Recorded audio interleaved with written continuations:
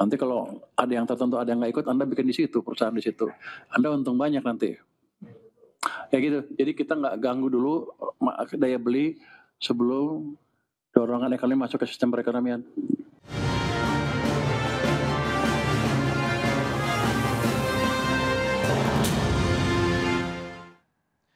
Ya, pemirsa, Menteri Keuangan menunda pemberlakuan pengenaan pajak penghasilan pasal 22 atas transaksi e-commerce dengan mempertimbangkan kondisi perekonomian nasional. Namun demikian, Purbaya menegaskan sistem yang dimiliki oleh Direktorat Jenderal Pajak Kementerian Keuangan sebenarnya sudah siap untuk menjalankan kebijakan tersebut.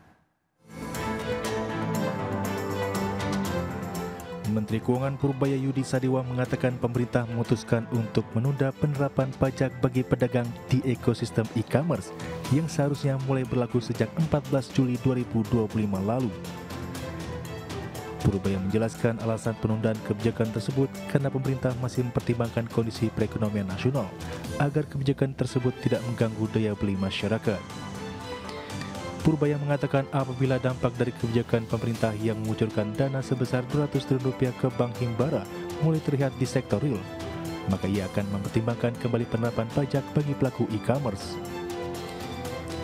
Ia juga menambahkan bahwa secara teknis sistem yang dimiliki oleh Direktorat Jenderal Pajak Kementerian Keuangan sebenarnya sudah siap untuk menjalankan kebijakan tersebut. Tapi yang jelas sistemnya sudah siap sekarang.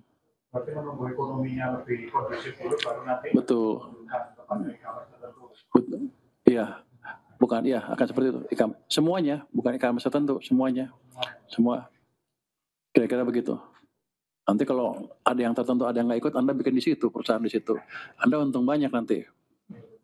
Ya gitu. Jadi kita nggak ganggu dulu daya beli sebelum dorongan ekonomi masuk ke sistem perekonomian. Sebelumnya aturan tentang pemungutan pajak penghasilan atau PPh pasal 22 sebesar 0,5% terhadap pengusaha e-commerce atau pedagang online di marketplace tertuang dalam Peraturan Menteri Keuangan Nomor 37 Tahun 2025. Berdasarkan bagian pertimbangan PMK 37 2025, aturan ini terbit untuk memfasilitasi peran serta masyarakat dalam pembangunan melalui pembayaran pajak, memenuhi prinsip kepastian hukum, keadilan, kemudahan dan kesederhanaan administrasi, serta meningkatkan efisiensi dan efektivitas pemungutan pajak. Dari Jakarta, Raharjo Patmo, Tim Liputan ID Action.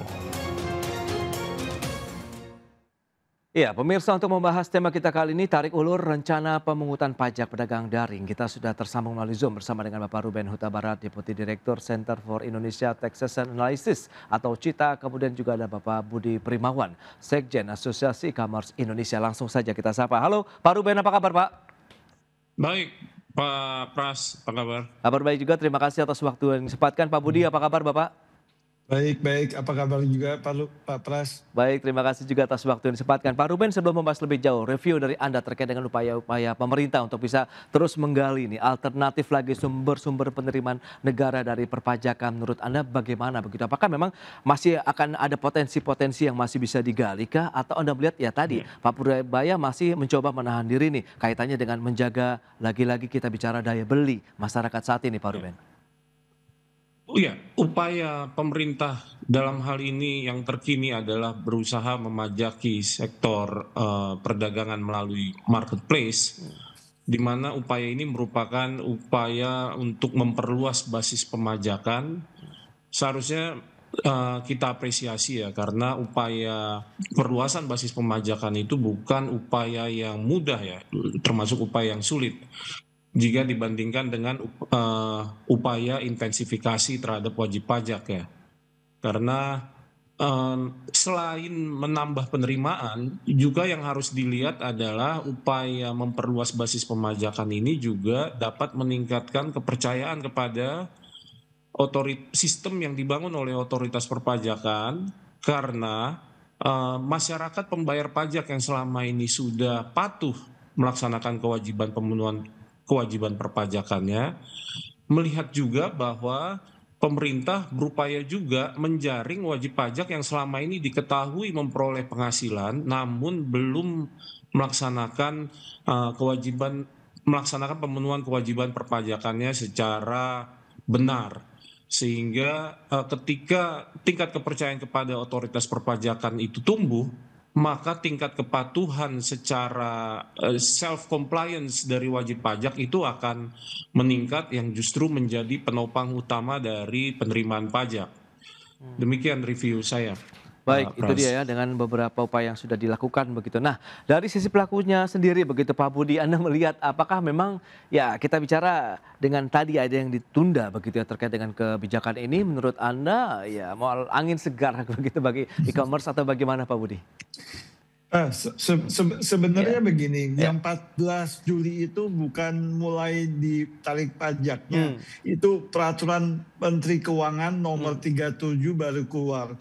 Ya. Penetapan penarikan pajak nanti melalui keputusan Menteri. Yes. Nah, jadi di antara itu kita lihat ada banyak celah, banyak hal yang harus dibuat oleh 4 marketplace anggota IDEA itu ya. Jadi tidak semudah itu. Karena sebelumnya ini bukan pajak baru. Tapi pajaknya ini merupakan dulunya ini beban si wajib pajak. Wajib pajak harus melaporkan sendiri dan lain sebagainya. Oke. Nah, dengan dialihkannya ke marketplace, itu marketplace perlu bertata diri gitu. Makanya waktunya kita minta mendorong untuk ditunda dulu gitu. Baik, tapi kalau Anda melihat mekanisme pemungutan pajak ya selama ini begitu yang terjadi begitu dari sisi perpajakan e-commerce sendiri, bagaimana menurut Anda? Apakah sudah cukup ideal? Kemudian pemerataannya juga sudah cukup luas begitu dalam artian mereka sudah paham dari sisi literasinya begitu Pak Budi? Oke, kalau pedagang di e-commerce itu kan ada dari berbagai macamnya. Dari yang mikro, kecil, menengah, dan lain sebagainya. Kalau dari menengah ke atas itu sudah baik ya. Sepertinya itu udah punya mekanisme pelaporan, udah punya NIB, punya segala macam. Oke. Nah, yang mikro ini, yang mikro dan kecil ini masih tidak merata. Nah, jadi ini sebenarnya tugasnya wajib pajak untuk melaporkan. Kami di marketplace bisa siap dan sudah melakukan berbagai edukasi, penyuluhan dan lain sebagainya. Tapi dinilai tidak cukup gitu. Ada bottleneck-nya di bagian yang mana nih Pak Budi kalau kita bicara untuk bisa dari sisi pemahaman begitu supaya merata ya dari yang tadi e-commerce yang kelas atas, menengah, kemudian sampai yang kelas mikro begitu? Lebih karena program pajak ini belum terlalu jelas. Lalu juga kesadaran mereka membayarkan pajaknya. Jadi setelah menerima, mestinya kan setiap tahun mereka membayarkan pajaknya kan. Ini enggak gitu. Oke. Nah, Cita sendiri melihat Pak Ruben, apakah memang e-commerce ini bisa menjadi salah satu kegiatan akhirnya yang bisa dimanfaatkan bagi pemerintah sendiri begitu ya sebagai sumber penerimaan negara begitu dari perpajakan, Pak Ruben? Iya, jadi seperti yang disampaikan Pak Budi, memang kan subjek yang akan dipajaki dari Peraturan Menteri Keuangan 37 ini adalah pedagang yang berdagang melalui marketplace ya. Yes. Cuma memang ada perbedaan yang disampaikan oleh Menteri Keuangan kan, alasan Pak Menteri kan menunda justru karena daya beli yang kurang, masih dirasa belum cukup sehingga nanti kalau mulai dilakukan pemajakan justru daya belinya malah akan menurun ya. Sementara kalau dari perspektif Pak Budi tadi kan kesiapan dari marketplace yang mengakibatkan pengusulan dari IDEA untuk menunda ini ya. Jadi kalau kita lihat dari beberapa negara lain, memang fenomena yang kita alami ini bukan fenomena di Indonesia aja gitu, bahwa terjadi kesulitan memajaki transaksi yang terjadi di marketplace. Memang di beberapa negara lain memang yang menjadi tumpuan pada akhirnya untuk mengatasi kesulitan ini adalah dengan cara pemungutan melalui yang dilakukan oleh marketplace ya. Itu memang cara yang paling efektif yang sudah terjadi di negara-negara lain juga, karena salah satu tools untuk memerangi shadow economy ini adalah melalui pengumpulan data yang transaksi yang terjadi di marketplace. Datanya dimiliki oleh siapa? Datanya yang memiliki tentu saja marketplace. Kalau memang kesiapannya yang dirasa kurang, pemerintah tentu saja harus mendengar keluhan ini ya, sehingga pada akhirnya transaksi yang terjadi di marketplace bisa dipajaki secara berkesinambungan Oke. dan bisa menjadi sumber penerimaan negara juga di kemudian hari. Demikian Baik, Pak tapi Pras. menurut Anda akan bisa menjadi boosting juga untuk daya beli masyarakat apabila kita bicara mengenai pajak e-commerce ini akhirnya ditunda. Tapi tahan dulu jawabannya Pak Ruben dan juga Pak Budi, kita akan jeda sebentar ya. Dan pemirsa, kami akan segera kembali usai pariwara berikut ini. Ya, Anda masih bergabung bersama kami dalam Market Review, pemirsa. Dan berikut ini, kembali kami sampaikan sejumlah data untuk Anda. Kita akan cermati bersama seperti apa sih poin-poin penting ya dalam Peraturan Menteri Keuangan Nomor 37 Tahun 2025, seperti yang bisa Anda saksikan di layar televisi. Nah, ini dia. Yang pertama, ada pemungutan pajak dilakukan loka pasar ataupun marketplace untuk tiap transaksi pedagang. Yang kedua, PPh pasal 22 yang dikenakan sebesar 0,5% dari pendapatan pedagang. Dan yang ketiga adalah sasaran pungutan adalah pedagang beromzet antara 500 juta rupiah sampai dengan 4,8 miliar rupiah per tahunnya. Ini dia, ada poin-poin yang perlu kita cermati terkait dengan PMK nomor 37 tahun 2025. Dan selanjutnya kita akan lihat seperti apa sih transaksi e-commerce di Indonesia. Ini dia, kita lihat trennya seperti apa dari tahun 2020, 2021, 2022 ini mengalami lonjakan yang cukup signifikan dari 266,3 triliun, 2022 mencapai 476,3 triliun rupiah. Dan kita tahu ini adalah masa-masa pada saat 2020 ada pandemi, kemudian sudah menjadi suatu hal yang bisa dikatakan momentum bagi industri e-commerce ataupun digitalisasi di Indonesia sehingga lonjakannya cukup signifikan. 2023 ada sedikit penurunan 453,7 triliun dan di tahun 2024 meningkat kembali menjadi 487,01 triliun rupiah. Itu dia beberapa data. Selanjutnya kita akan lihat dari sisi penerimaan negara. Ini dia juga bagaimana dari tahun 2021, 2022 kita akan lihat seperti apa. Sempat kalau kita lihat mencapai 2003,1 triliun di tahun 2021. Sementara trennya naik terus sampai dengan proyeksi di tahun 2025 ini yang diharapkan ya ini mencapai besaran yang cukup signifikan begitu untuk penerimaan negara ya. Dan lanjut kita akan berbincang bersama dengan Pak Ruben Huta Barat, kemudian juga ada Pak Budi Primawan. Nah, mencermati dengan beberapa data tadi yang sudah disampaikan begitu. Pak Ruben, Anda melihat seperti apa potensi-potensi kemudian apakah cukup efektif kalau kita memang bisa menunda kemudian bisa menjaga daya beli masyarakat, sementara ini menjadi salah satu juga kan alternatif yang tengah juga digali, tengah dibidik juga oleh pemerintah begitu Pak Ruben. Iya, jadi kalau dari rilis dari otoritas pajak kan disampaikan bahwa dari sekitar 1,6 juta pelaku yang bertransaksi di marketplace itu yang menyetorkan PPh-nya itu hanya sekitar 600.000. Okay. Jadi ada sekitar 1 juta wajib pajak UMKM yang belum menyetorkan pajak penghasilan yang seharusnya dibayarkan atas transaksinya di marketplace. Okay. Mengenai menunda atau tidak menunda, alasan yang terpenting yang harus dipertimbangkan pemerintah semestinya adalah adanya fakta tersebut. Ada sekitar 1 juta wajib pajak yang tidak membayarkan pajak yang menjadi kewajibannya. Jadi bukan semata-mata masalah penerimaan negara saja yang gagal dikumpulkan oleh negara dari 1 juta pelaku usaha ini, tapi justru yang jauh lebih berbahaya adalah kalau ini terus-menerus terjadi, maka hal ini dapat menurunkan tingkat kepercayaan wajib pajak lain yang selama ini sudah patuh membayar pajak. Tingkat kepercayaan terhadap sistem perpajakan Indonesia itu akan menurun ya, sehingga tingkat kepatuhan yang didasarkan oleh self compliance, kepatuhan sendiri itu akan melemah, yang akhirnya akan menggerus penerimaan pajak dari wajib pajak yang selama ini sudah patuh. Jadi seharusnya hal yang faktor yang justru harus dipertimbangkan itu ya, adanya bahaya bahwa menurutnya tingkat kepercayaan wajib pajak yang selama ini sudah patuh, bukan saja masalah penerimaan negara.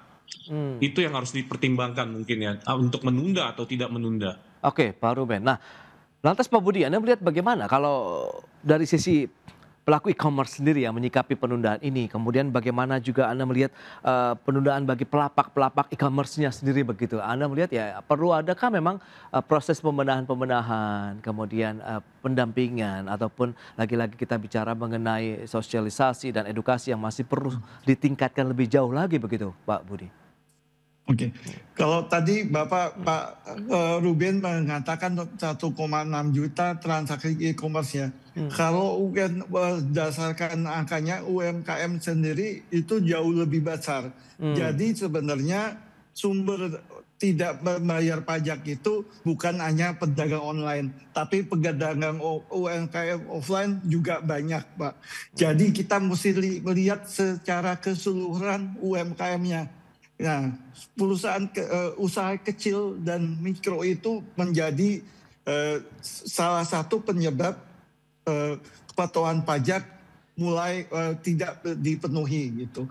Nah, yang dari e-commerce ada, tapi dari offline juga ada. Oke. Jadi kami melihat kalau di sini adalah dengan diundurnya kebijakan ini kan berarti mengalihkan kewajiban ke marketplace ya. Kami menerima karena sudah ada PMK 37-nya. Nah, yang kami minta adalah tenggang waktu jauh lebih panjang. Kalau cuma sebulan 2 bulan rada susah gitu. Nah, dengan waktu yang panjang ini kami mengusulkan agar terjadi penciptaan secara teknis yang tepat gitu. Oke. Bagi seperti misalnya apa ya? Contohnya aja ada pajaknya yang menyerahkan 500 juta itu siapa? Nah, itu belum sampai sekarang juga dari pajak belum mengumumkan ke wajib pajaknya ke pedagangnya. Jadi kami juga belum bisa bergerak kalau dari pajaknya belum mencapaikan ke wajib pajak. Oke, Pak Budi. Gitu. Jadi kalau bicara mekanismenya berarti belum clear begitu, belum jelas begitu sejauh ini, Pak Budi, kalau seperti yang Anda sampaikan atau bagaimana? Sudah clear, cuma memang masih ada yang perlu diselesaikan gitu. Oke, itu di bagian yang mana ya Pak Budi? Gimana? Di bagian yang mana yang harus segera dituntaskan begitu sehingga tidak ada miskomunikasi dan mungkin misunderstanding? Banyak hal yang perlu dituntaskan itu seperti misalnya pemajakan double, lalu bagaimana mulai memajakan transaksinya pada saat transaksi dibuat atau pas transaksi selesai gitu. Lalu juga tanggal mengumpulkan. Masih banyak jadinya yang perlu dirapikan. Oke. Pak Ruben, Anda melihat bagaimana dengan situasi ini begitu? Apakah memang ya lagi-lagi perlu ada duduk bareng lagi begitu nampaknya atau bagaimana nih Pak Ruben? Ya, jadi seperti disampaikan Pak Budi tadi, memang kendala teknis yang dirasa belum diatur ya. Memang pada umumnya peraturan teknis biasanya dijabarkan dalam peraturan Dirjen Pajak ya. Yang kita tahu sampai saat ini kan baru peraturan Menteri Keuangan 37 yang baru sudah diterbitkan. Ada Pak Ruben, sorry, perdirjennya sudah terbit. Oke. Iya, Perdirjen sebagai peraturan pelaksanaan PMK 37-nya sudah terbit. Pak. Sudah terbit, Pak. Pak. Oke. Jadi kalau yang catatan saya Perdirjen berapa ya Pak ya kalau boleh tahu? Yang saya tahu peraturan pelaksanaan PMK 37 ini PMK 37 Perdirjennya belum mengatur bagaimana yang tadi Bapak sampaikan, bagaimana menghindari double pemajakan, bagaimana mengetahui mekanisme mengetahui yang di bawah 500 juta. Itu memang belum diatur ya. PMK sendiri masih mengatur yang sifatnya normatif, subjek, objek, dan objek pemungutan dan siapa yang menjadi penanggung pajak. Kalau memang kendala itu yang dirasakan belum ada, memang tidak bisa dipungkiri PMK ini kan diterbitkan pada zaman Bu Sri Mulyani ya, Menteri Keuangan sebelumnya. Kalau kita lihat sekarang kan Menteri Keuangan yang baru dari rapat dengar pendapat terakhir kemarin juga kita lihat kan tindakannya cukup cepat ya, dalam waktu 1 bulan. Time frame yang diberikan oleh Bapak Menteri kepada Dirjen di bawahnya cukup cepat. Jadi saya rasa sejak diterbitkannya PMK dari bulan Juni sampai dengan September 3 bulan ini, mestinya sudah cukup. Nanti kira-kira kalaupun mau diundur, harapannya sampai dengan Desember mungkin bisa ya. Sehingga di tahun baru Januari 2026 sudah mulai efektif dilaksanakan. Kalau pertimbangannya memang kendala sistem, bagaimana cara memungut dan sebagainya ya. Karena kan kalau dari yang disampaikan Pak Menteri kan yang kita lihat kan justru alasannya bukan karena kendala sistem ya, tapi karena kendala daya beli ya. Tapi kalau memang benar kendala sistem, harapannya Menteri Keuangan bisa merampungkan teknis pemungutan ini sampai dengan Desember 2025 sehingga Januari bisa efektif. Yang harus diingat adalah peraturan yang buruk adalah peraturan yang tidak bisa dilaksanakan. Jangan sampai peraturan Menteri Keuangan ini menjadi peraturan yang terbengkalai begitu saja, tidak bisa dilaksanakan. Demikian Pak Ruben. Baik. Nah, Pak Budi, lantas apa yang diharapkan dari teman-teman e-commerce sendiri begitu kalau memang bicara mengenai perpajakan seperti saat ini begitu, sehingga tadi ada win-win solution juga begitu bagi pelaku usaha, kemudian bagi penerimaan negara begitu dari sektor perpajakan, Pak Budi. Ya. Kalau memang ditunjuk sebagai pemungut pajak seperti kata PMK 37, kita siap, tapi tolong diberi waktu sampai 8 bulan, di mana kita bisa menyiapkan segala mekanismenya dengan baik. Nanti setelah itu bisa berjalan sebagaimana biasanya, Tren. Nah, kami juga minta pada bukan hanya Kementerian Keuangan, tapi pemerintah secara umum lebih membantu UMKM kami, karena sebenarnya marketplace ini sudah banyak berbuat loh buat UMKM gini. Tapi teman-teman dari pemerintah masih bisa lebih baik lagi gitu. Baik, itu ya diharapkan berarti penundaan dikasih jeda sampai dengan 8 bulan untuk bisa menyelesaikan masalah teknis begitu, baik e-commerce-nya sendiri, kemudian bagaimana batasan-batasan yang perlu juga diterapkan begitu. Baik, Pak Ruben, kemudian Pak Budi, terima kasih banyak atas informasi, update dan juga insight yang sudah disampaikan kepada pemirsa IDX pada hari ini. Selamat melanjutkan aktivitas Anda kembali, salam sehat, sampai berjumpa kembali Pak Ruben. Terima kasih Pak Budi. Terima kasih Pak Pras, Pak Budi. Baik pemirsa, 1 jam sudah saya menemani Anda dalam Market Review, dan perbaharui terus informasi Anda hanya di IDX Channel, your trustworthy and comprehensive investment reference. Karena urusan masa depan harus terdepan, aku investor saham. Saya Prasetyo Wibowo beserta seluruh kerabat kerja yang bertugas pamit undur diri. Terima kasih, sampai jumpa.